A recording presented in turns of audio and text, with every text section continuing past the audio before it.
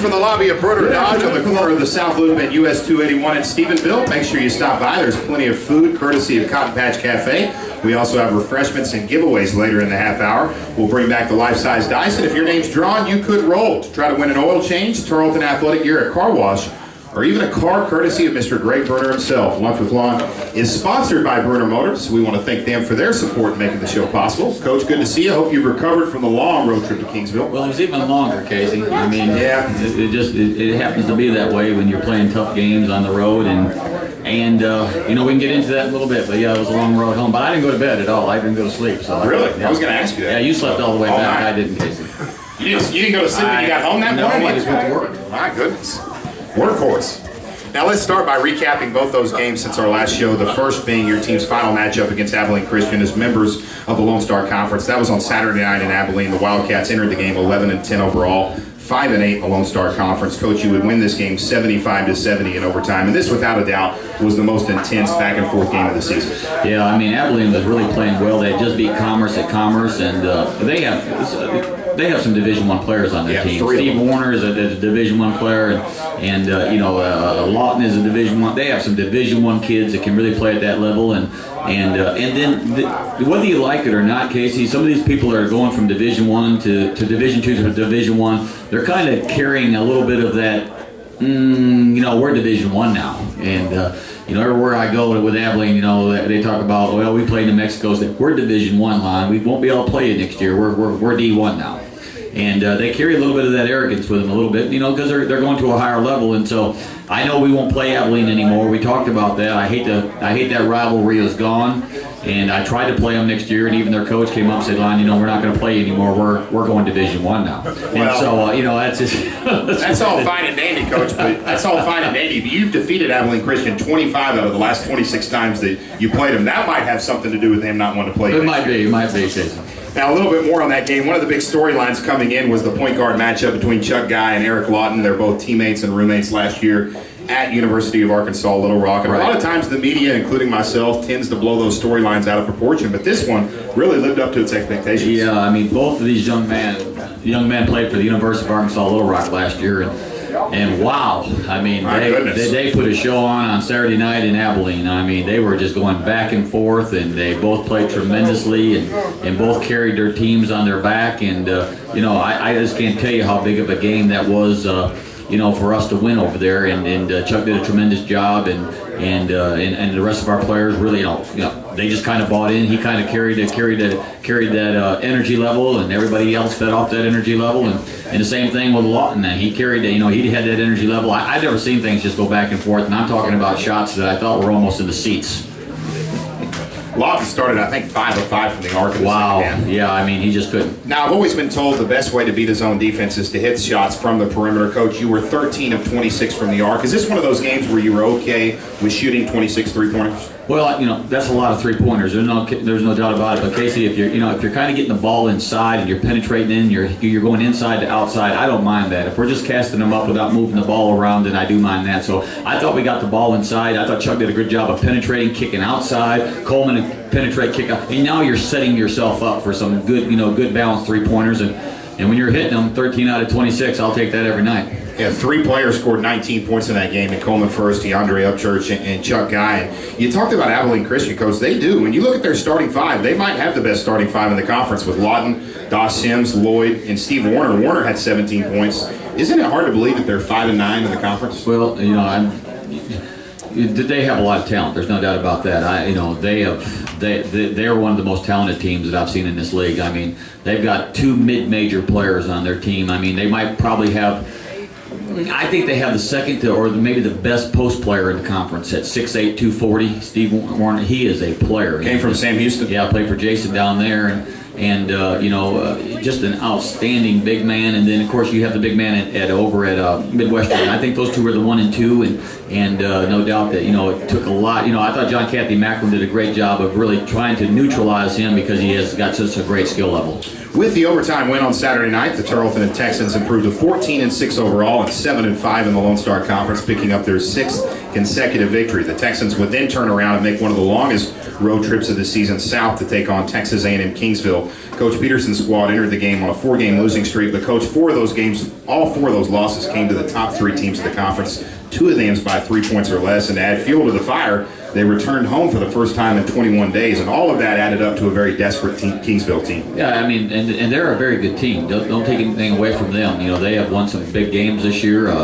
You know, they were on the road at Cameron, on the road at Midwestern. They've been on the road, and the road is hard. We all know that right now, and we knew that they would be very energized. They were very energized. You know, it's a team that's been, you know, wanting to get out on the floor again, and so I was, you know, I was proud of our kids. I thought we didn't quite meet the intensity when the tip-off started, but I thought we grew into the game. You know, we had our opportunities, and I told our kids this last night in practice that sometimes you go to a game and somebody's just better than you are and they beat you. They just beat you because they have better talent. They're just better than you are, or they're better than you that night. I don't feel like that was the case on Wednesday night. I thought we beat ourselves. And, you know, you beat yourselves when you go to the free throw line 29 times and you make 16 free throws. If anybody tells me the rest of the year that, Lonn, when you go on the road and somebody's going to give you 29 free throws and attack the basket like we did, I'm going to take it and take my chances on winning and losing, because when you lose 56-55 and you leave, you know, 13 points out there. Hit 3 or 4 of those. Hit 3 or 4 and we win, and we out-rebound them, and they are a very good rebounding team. No doubt. And we almost out-rebounded them by 10 boards. We shot 52% from the floor the second half. The game was there for us to take, Casey, and so I thought that we were more responsible for the loss than actually Kingsville, because I thought we beat ourselves in that ball game. And I don't say that very often, but to be honest with you, it's been that case a little bit all year long. Sure. We go to Eastern New Mexico, we talked about it. We're up 15, we lose. We go to Angelo State, we're up 13. A lot of that has to, you know, a lot of that is, you know, is a young team still trying to work through some things that you need to learn how to work through. You know, just before halftime, we have the last shot. Well, we take the last shot too late. We throw a turnover, and they go down, and they get a 1-and-1 or 2 shots, and they make 1, and we gave them a point there. That point is the difference in us winning and losing the ball game on the road. So, you know, this has been a team that has learned a lot. This has been a team that works hard. It's been a team that I think is continuing to improve. And they're giving me great effort. Don't get me wrong, because they've been in every game they played this year, and so you know, tomorrow night against the Incarnate Word brings us to another level of play. And Coach, in that, looking at the stat sheet, Chuck Guy had another outstanding game, scoring wise, 23 points. No one else scored over 7 points. Was this one of those cases where Chuck just needed a little bit more help offensively? I think so. I mean, you look at some of our guys, and you know they've got to come on. Upchurch was 1 for 5. Brian was 2 for 7. We need some more scoring out of those guys, and if they don't give us that, then we're going to struggle at times, because we put Chuck put us on his back here in the last 6 or 7 or 8 games, and he's playing at a very, very high level. He had 7 turnovers, and everybody says, well, Chuck Guy had 7 turnovers, but a lot of those turnovers are not just caused by him, but they're caused by players not getting open, shot clock running down, trying to make something happen. And so the ball's in his hands a lot, and he has to make a lot of tough decisions, and he's done a great job making decisions here in the last 3 or 4 weeks. Now, Chuck cut it to a 1-point game with 40 seconds left. He hit a long 3 from the top of the key. Then you get a defensive stop. Yep. Chuck gets the ball back on a layup right side, misses the layup, and looked like he might have been fouled there. I know you're not one to make excuses, but do you feel like Chuck should have went to the free throw line? I think he got hammered, Casey. Yeah, I think so. And so, I asked him at the bus, I said, Chuck, how hard did you get hit? He said, pretty hard. Yeah, I mean, some of the members of the girls basketball team, I saw Peyton this morning, says, Coach, he got hammered. And he says, I saw it. He went right across his arms. But again, I'm not one to say that cost us a ball game, because we cost ourselves the ball game. That play would have never come into play if we make a few more free throws, and 16 for 29 is not going to get it done. So if it had been a game that everybody had played pretty even and they don't call that, I would have been, I was disappointed anyways, but we have to look back and say that, one play doesn't cost us, and so we have to go on with it. Hopefully that when that happens again, then it happens in a playoff game where somebody is going to call what needs to be called, because that's the game of basketball. You don't you don't manipulate the rules. It either is or it isn't, Sure. and that definitely was.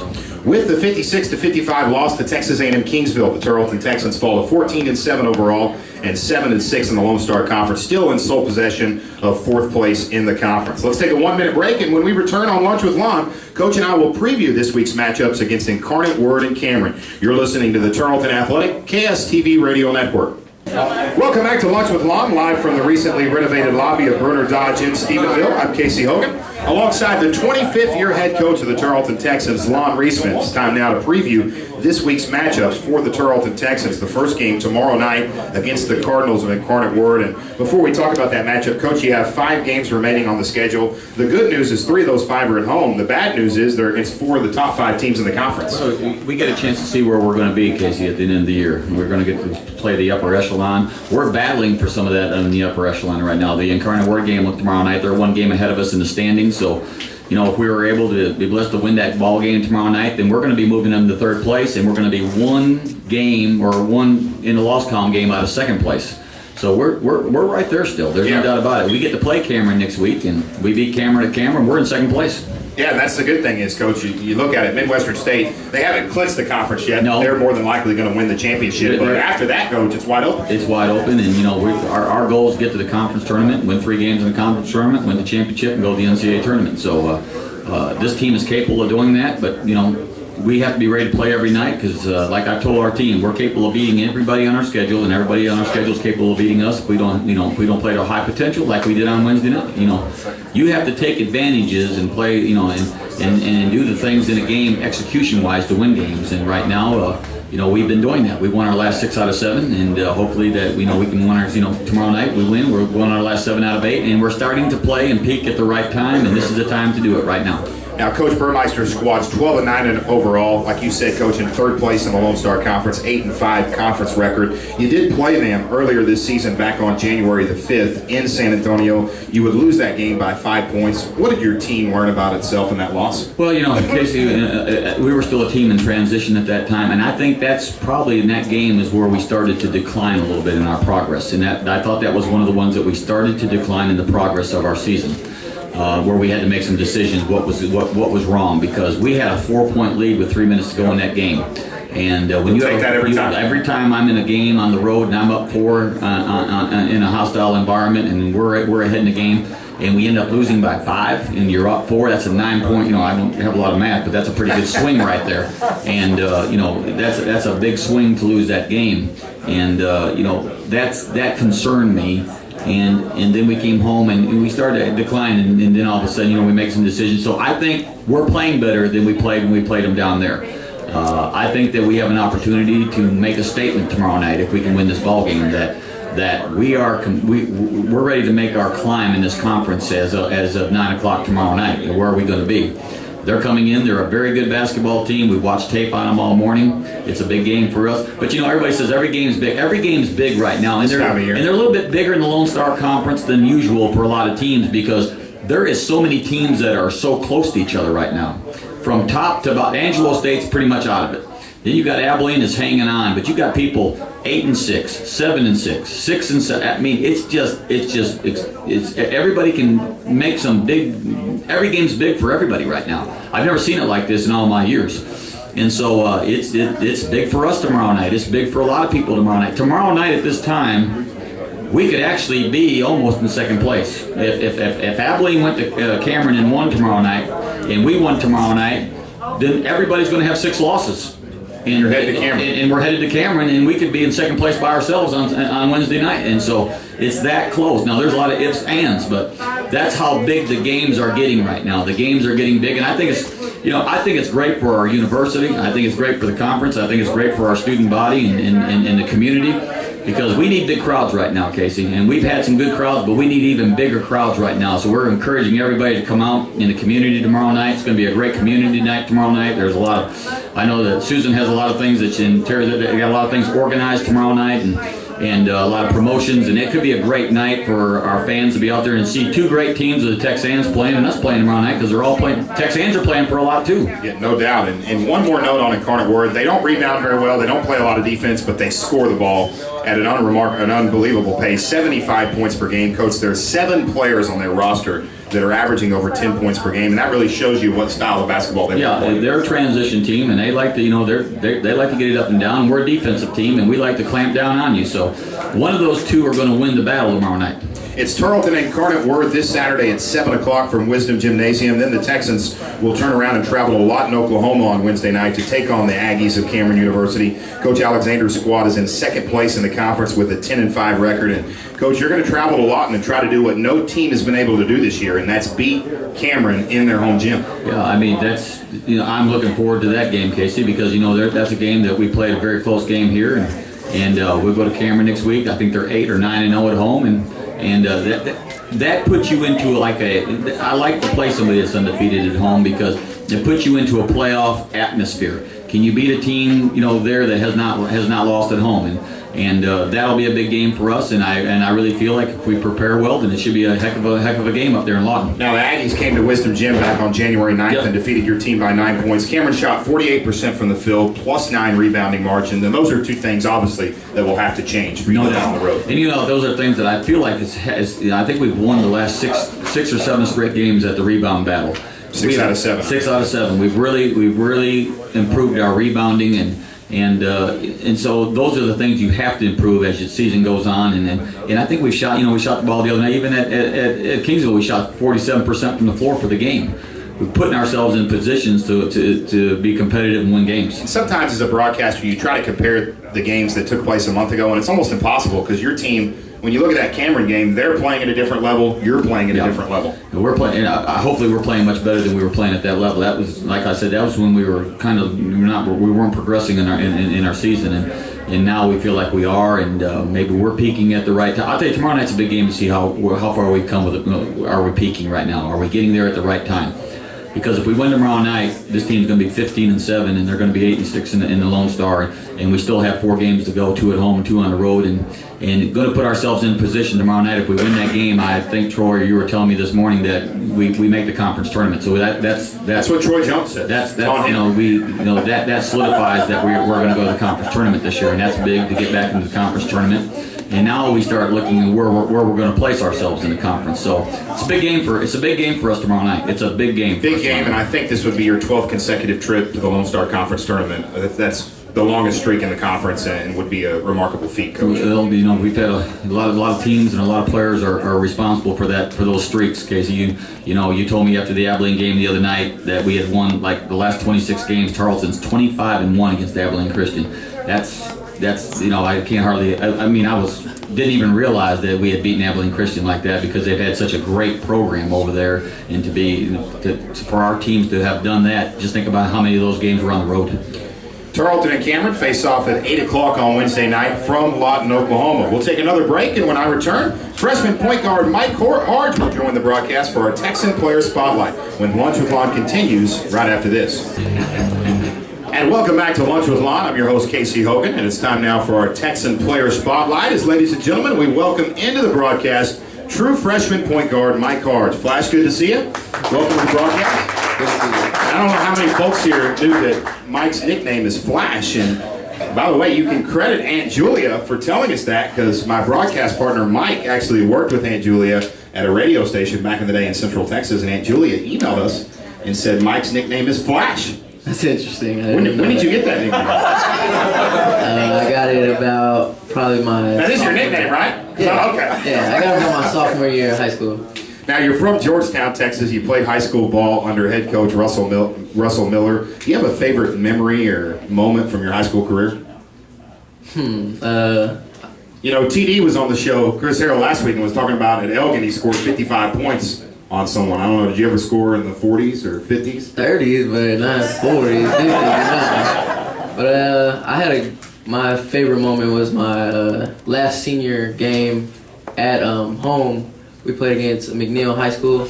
They were undefeated in district, and we weren't supposed to win, but we came out and the gym was packed and it was nice, and we got a good win out of it. Got a big win, and I know looking at your bio, I think you were all district for 4 years, all Syntex player, pretty accomplished high school career. When did Tarleton come to Georgetown and start recruiting you?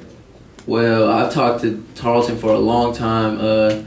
they got really interested my junior year, I believe, and I just talked to Coach Nick for a while. Got to talk to them, and then Coach Lonn and Chris came to my house and we talked. And that's still the deal. Yeah, still the deal. Yeah, Coach Reesman's a pretty good salesman. A lot of people don't know that. But really though, when I came up here on my visit, I went into the room with all the trophies and that was it. That's that was it. Well, that takes my next question away because I was going to ask you. You're obviously highly recruited. Why you chose to come to Stephenville, but obviously the tradition here at Tarleton had a lot to do with it. Yes, definitely. Now you're from Georgetown, and were you born and raised there? How long? No, I was born in Killeen. Okay. I moved to Georgetown I was 4 years old, and I've been there ever since. And I was going to ask you, how much has Georgetown changed since you were a kid to now? I mean, you go to Georgetown now, they have everything you could possibly need. They really do. I think Georgetown might have been smaller than Stephenville at one point, but as of lately, they've grown up big, and our school just got remodeled, and we got another high school in Georgetown. So there's two now. Mm-hmm. How many? There's 3 or 4 high schools in Round Rock now? Yeah, Round Rock has a lot. Yeah, that area is really, really booming. But back to basketball, Flash, one of the toughest gigs, I hope you don't mind. I like that nickname. So, we call Upchurch the Deacon. Upchurch the Deacon. Yeah. So, Word obviously has the easiest nickname in the world. Mm-hmm. Word. But Flash, one of the toughest gigs in Division II basketball is to play point guard as a freshman for Lonn Reesman. One guy I know pretty well, a guy named Cornell Jones. I don't know, do you know Cornell? Mm-hmm. He played as a true freshman here at Tarleton. I had an opportunity to talk with him on a broadcast about you. Also talked to Coleman First about a month ago here at the Coaches Show, and both of those guys said Michael Harge is better and has more talent as a freshman than we ever had. That's got to make you feel pretty proud. It does. I mean, I didn't know they said that, but it makes me feel good now. Yeah, they probably won't tell you in your face. You know how that is. They tell me. Yeah. And you're getting significant minutes as a true freshman. It's not like you're coming in and playing 2 or 3 minutes. You played 12 minutes, scored 5 points off the bench against Kingsville. Do you feel like you're gaining more confidence every time you step on the floor? Yes, definitely. I mean, early I hadn't been shooting the ball good, and as of lately, I've been putting up shots and trying to get my confidence back, and I think it's helping. And you're backing up one of the top point guards in the conference and in the nation right now in Chuck Guy. That's got to be beneficial for you to learn from a guy that has so much talent. Yes, definitely. I want to say my freshman year of high school and up to my junior year, I backed up a point guard he plays at University of Northern Iowa. He's a really good point guard. I did not know that. And I backed him up for a while in our summer ball, and I learned a lot from him. And from Chuck, I can learn a lot too, because I feel like me and Chuck have the same play style. He's really fast. I mean, I'm quick. That's why they call you Flash. How do you feel like, obviously a tough loss on Wednesday night to Kingsville, Coach talked about it. How do you feel like the guys have reacted since that loss? I mean, they took the loss pretty hard, which of course anybody would, but I think they're focused now again in practice, and we're ready to get back going and winning again. And you're obviously starting to look at film on Incarnate Word and scouting them. You faced them on January 5th. They're a pretty tough team. They're fast. Yes. They like to get up and down the court. Yes. Not going to be easy. And my last question, pretty basic one. Are you having fun? Are you enjoying it here at Tarleton?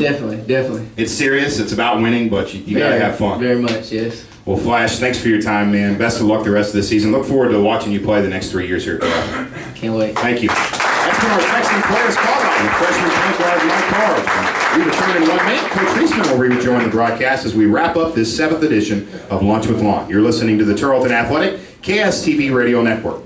Division Student Life. And welcome back to Lunch with Lonn, live from the lobby of Brunner Dodge in Stephenville as Bessie Towns comes over and tells us a quick note on the game tomorrow night, Coach, against Incarnate Word. Division Student Life Night. All right. We're happy to have that. No doubt about it, and it's not only Division of Student Life Night, it's also Pink Out Night. Is together. We're going to fight breast cancer. Coach, they're going to give out pink T-shirts and pink pom-poms. Will you be sporting a pink T-shirt or pom-pom? I'm going to sport a pink tie tomorrow. All right, that'll work. But Thessie's, you're always around Thessie. She always wants to bring energy to bring energy to the game. I wish you and I could get a little bit of her energy sometimes. That's right. So that's tomorrow night against Incarnate Word. The Texans tip off at 5 o'clock. The Texans at 7 o'clock. We'll also accept donations at the door for the Yao Foundation for Breast Cancer Research. As always, the pregame show starts 15 minutes before each tip-off, and you can catch all the action right here on the official home of Tarleton Athletics, KSTV, the Mighty 93. And Coach, before we go any further, we just had had freshman point guard Mike Harge here, and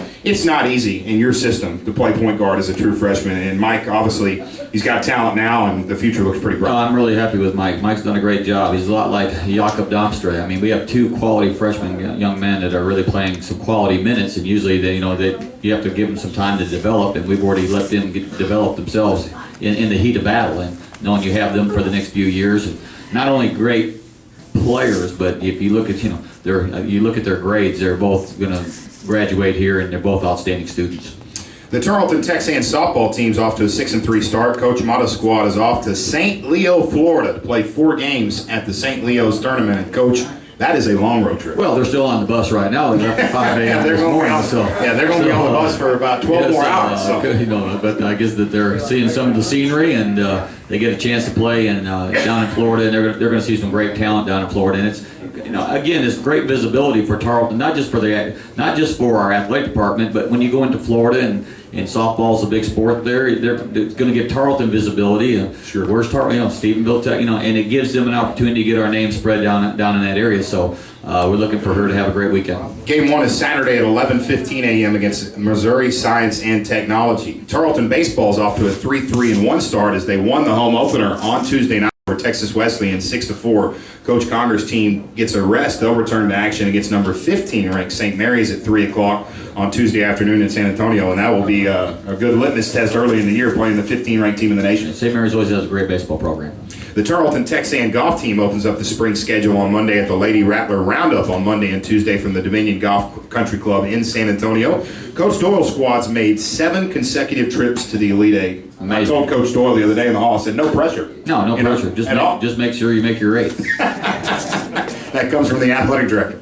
To stay up to date on Tarleton athletics and get up-to-date results and updates, visit tarletonsports.com. Also want to remind you the Coach Ronnie Ernst Show every Thursday at noon from the lobby of First Financial Bank in Stephenville. And, of course, Lunch with Lonn is every Friday at noon right here from the lobby of Bruner Dodge.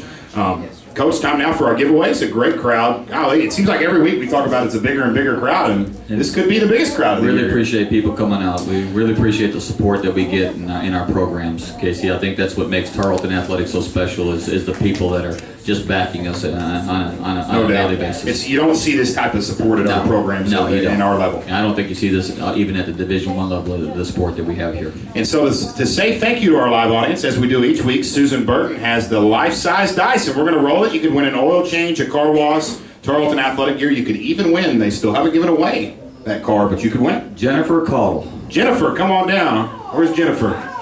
Jennifer, come on down. She's going to roll the dice first, so you cannot skid it, Jennifer. You have to roll it. That thing has to roll and bounce. That's Greg Bruner's rules. So Jennifer's going to take the life-size dice. You got to roll. I'll do the play-by-play. Here's the roll. And car. Oh, she gets the car. Where's Greg? She gets the car. All right, Greg Bruner. Presented the car. All right. Been waiting all year for this, so Greg Bruner himself. Greg's going to go get the car. This is big because we probably rolled the dice, Coach, 20 times. There it is. There it is. Wins the car. There it is. That, of course, is what is that? Is that a Camaro? What kind did she get? What is that? It's a Viper. It's a Viper. It's a Viper. All right. So, congratulations to Jennifer winning the model Viper. That's in Somebody's going to win that thing. Congratulations. All right, next up, Coach. Next up is, this says Ronald Wolfman. Ronald, come on up. I think that's Ron Wolf. Wolf. That had me tripped up a little bit at first. I'm thinking This is it right there. Wolfman. Somebody, Ron Wolf's going to roll the dice. Here we go. He win. Oh, and he gets a car wash in Bruner. Oh, car wash. The Wolfman. That's a good nickname for Ron. I guess. Ron, one of our great supporters. Yes, it is. I don't ever see him miss a game or our coaches. So, congratulations to Ron and Jennifer. Thanks again to our entire live audience here at Bruner Dodge. One more announcement. If you like listening to your Texans and Texans on the Mighty 93, you can show your support for 93.1 by visiting trmma.net. to select KSTV as the Media Market Station of the Year. You can also vote for your favorite DJ at KSTV. And I'm not going to get into who my favorite DJ at KSTV is because I got to work I got to work with all of them, but you can vote for your favorite DJ. I can't believe you don't want to say that. No, I'm not going to take any favorites there. Just log on to trrma.net and show KSTV your support. You're voting for Justin McClure. Darn right. He's here every week. Stephanie's here as well. Where's Stephanie? That's why I say you don't want to. Those are my 1 and 2 right there. You don't want to open up that can of worms. I'm not voting for Boots. Ooh. Once again, we want to thank Bruner Motors for hosting Lunch with Lonn. Thanks to Cotton Patch Cafe for providing today's food. I want to thank Brad back at the studio for producing the broadcast. Great job as always. And of course to our engineer on site, Justin McClure. Last but not least, thanks to our entire live audience here at Bruner Dodge. Coach, time now for our final question. And sometimes I kind of want to look back at the history of this program. That's what I want to do now. This marks your 25th season. You keep saying 25 years, Casey. Okay, well it is. It's been That's a long facts. time. Facts are facts. You know, that's a quarter of a century. That's a long and time. I'm 29 years old. So. Now, before you arrived in Stephenville, you spent 6 years as an assistant at Southeast Oklahoma under Jack Hedden. How much did you learn on your tenure under Coach Hedden and Durant? Well, I think he's one of the if not the best, one of the best coaches I've ever known, Casey. I mean, I learned everything under him. I was coaching high school, and when you're young, you think you know a lot, and when you get to, you find out you don't. And when you get to a person that really knows how to teach the game, and when you're at the Division II level or you're at the NAIA level, there's a lot of great coaches down there that don't have the exposure that a lot of Division I coaches have because of the ESPNs of the world, and they're not seen, but. This gentleman could have coached at any level. He's a tremendous coach, great tactician. He taught me a lot, and my career has been good because I had an opportunity to learn somebody that was not a coach. He always said, "I'm not a coach, I'm a teacher," and he always liked that. He always used his basketball court as a classroom, not a basketball court. And I've always taken that same vision that I like the word teacher even better than coach because you want to understand how to teach the game, and when you can teach it, then you can put that into game conditions. And I know y'all still keep in contact quite a bit. Right, he comes up here every once in a while and tells me what I'm doing wrong. You do things wrong on the court? Yeah. I even get a text from him, before the game once in a while. Are you doing this? You doing this? You doing this? I keep trying to tell him the game's changed a little bit too. Coach, thanks for your time. Best of luck against Incarnate Word tomorrow night. Thank you, Casey. Appreciate it. That's going to do it for this 7th edition of Lunch with Lonn. Make sure you tune in tomorrow at 7:30 p.m. as the Texans take on the Cardinals on Incarnate Word. For the 25th year head coach of the Texans, Lonn Reisman, I'm Casey Hogan saying so long from Bruner Dodge in Stephenville. Until next time, have a great Friday, everyone, and we'll talk to you tomorrow night from Wisdom Gym.